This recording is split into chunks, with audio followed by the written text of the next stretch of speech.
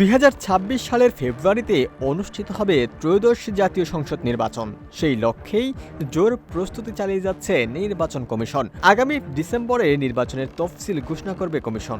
এই মুহূর্তে সারা দেশে বইছে নির্বাচনী হাওয়া। এরই মধ্যে রাজনৈতিক দলগুলো তাদের প্রাথমিক প্রার্থী বাছাইয়ের কাজ এগিয়ে নিয়েছে।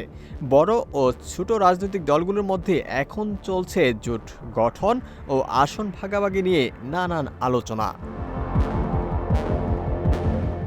সম্প্রতি বাংলাদেশ জাতীয়তাবাদী দল বিএনপি 237টি আসনের জন্য প্রাথমিকভাবে তাদের প্রার্থী ঘোষণা করেছে। দীর্ঘদিনের রাজপথের লড়াইয়ের সঙ্গীদের মূল্যায়ন করার লক্ষ্যে 63টি আসন ফাঁকা রেখেছে দলটি। প্রার্থী না দেয়া 63টি আসনের মধ্যে যুগপৎ আন্দোলনে শরিকদেরই বেশিরভাগ আসন ছাড়ার কথা ভাবছে বিএনপি।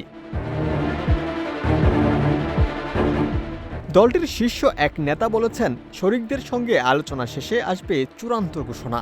এদিকে বিএনপির ওপর আস্থা রাখতে চায় উল্লেখ করে শরিক দলগুলো বলছে, সপ্তাহখানেকের মধ্যেই আসন সমঝোতার বিষয়ে আলাপ চূড়ান্ত হতে পারে। এদিকে বিএনপির মহাসচিব মির্জা ফখরুল ইসলাম আলমগীর জানিয়েছেন, বিএনপির সঙ্গে যারা যুগপৎ আন্দোলন করেছেন তারা যেসব আসনে আগ্রহী সেসব আসনে বিএনপি কোনো প্রার্থী দেয়নি। তাদের সঙ্গে আলোচনা করে সেখানে পরিবর্তন করা হতে পারে। ফাঁকা রাখা আসনগুলোর মধ্যে ব্রাহ্মণবাড়িয়া 6-এ গণসংহতি আন্দোলনের প্রধান সমন্বয়কারী জুনায়েদ সাকি, বগুড়া 2-এ নাগরিক ঐক্যের সভাপতি মাহমুদুর রহমান মান্না, ঢাকা 12 আসনে বিপ্লবী ওয়ার্কার্স পার্টির সাধারণ সম্পাদক সাইফুল হকের জন্য বরাদ্দ রাখার কথা ভাবছে বিএনপি। এছাড়াও গণ অধিকার পরিষদ, গণফোরাম, এলডিপি, এনডিএম সহ বেশ কয়েকটি দলের জন্য আসন ছাড়ার পরিকল্পনা রয়েছে দলটির।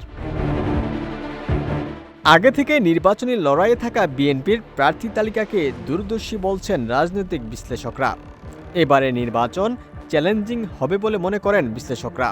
জয়ের জন্য বিএনপিকে মনোনয়ন বঞ্চিত প্রার্থী ও নতুন ভোটারদের দিকে মনোযোগ দেওয়ার পরামর্শ দিয়েছেন তারা। উমর ফারুক, ঢাকা প্রকাশ।